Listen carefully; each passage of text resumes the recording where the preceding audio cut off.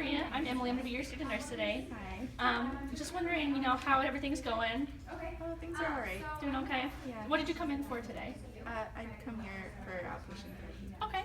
So we're just going to go over the medications that you're on and see how everything's working for you.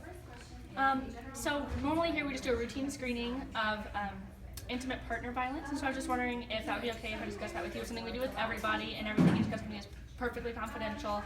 Unless you were to bring up child abuse, then I do have to report that as mandated by the state. Okay, that's fine. Is it okay if we begin?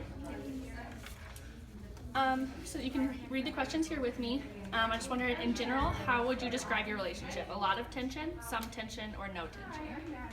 Probably some tension. Some tension? Okay. Do you and your partner work out arguments with great difficulty, some difficulty, or no difficulty?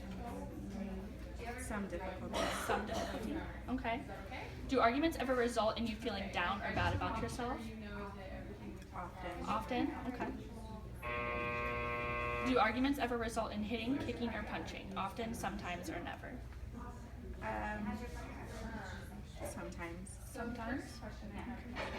Do you ever feel frightened by what your partner says or does? Often, sometimes, or never? Often. Has your partner ever abused you physically? Often, sometimes, or never? Sometimes. Sometimes.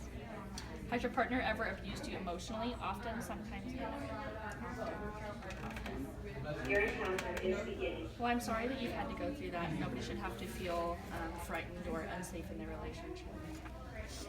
So, I heard you say that you are sometimes hurt physically by your partner. Can you just explain that a little bit more to me?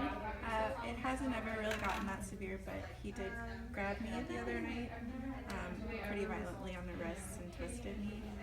We were in a huge fight. I'm sorry that you experienced that. Nobody deserves to be treated like that. Can you tell me more about how your partner abuses you emotionally? He acts very superior to me, calls me dumb all the time. Whenever I have an opinion about something, he's always telling me I'm wrong or that I'm stupid. So I understand how that can be hard to listen to. Do you have a safe plan if you were to ever be in a situation where you needed to escape your house or a situation that you were in with your partner? No. No? Would you be okay with discussing that today? Yeah. So you're still in the relationship, it sounds like. So things that you could do would just be to find a room in your house where if an argument occurs, you could get out safely. So going into a room that has a door that would be an exit would be a really good idea, just not to back yourself in a corner.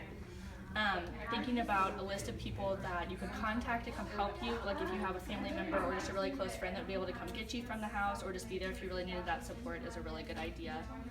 Memorizing those numbers in case you don't have access to a phone would also be a really good idea so that if you were able to leave the house without your belongings or something like that, you would have that at your disposal. Keep change with you at all times would also be a good thing to do, just in case you have to leave the house without money or something like that. You would just have something to use a phone, for example, like I said, if you had forgotten your phone. Establishing a code word or sign with your family or friends so that if you were in a situation where your partner was around as well as friends and family, they would know that you needed to escape that situation. And maybe if you had previously discussed a plan with them on how you could get out of that situation would be very good. So then thinking about situations like when your partner grabbed you and twisted your wrist, thinking about things that you could say to help de-escalate him or to get yourself out of that situation as soon as possible. Just thinking about that ahead of time now that you know that that's a possibility is also a very good tool just to have in the back of your mind at all times. So something else I'd like to give you today is just this resource card.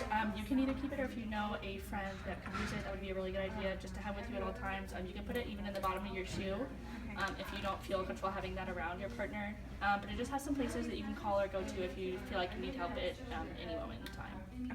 Is there any other support that I can offer you today? I don't think so. Okay, well thanks for talking with me. I really appreciate you being open. Yeah, thank you for asking.